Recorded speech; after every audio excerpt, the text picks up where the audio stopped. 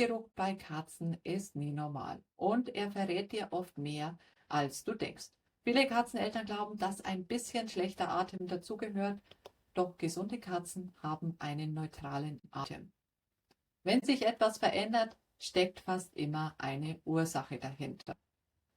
Heute zeige ich dir die 7 typischen Geruchsarten und was sie jeweils bedeuten können, von harmlosen Auslösern bis zu Hinweisen, die du unbedingt tierärztlich abklären lassen solltest. Besonders spannend, einer dieser Gerüche klingt auf den ersten Blick angenehm, ist aber ein wichtiges Warnsignal. Bleib also unbedingt dabei, wenn du wissen willst, wie du solche Hinweise frühzeitig erkennst und deiner Katze damit hilfst.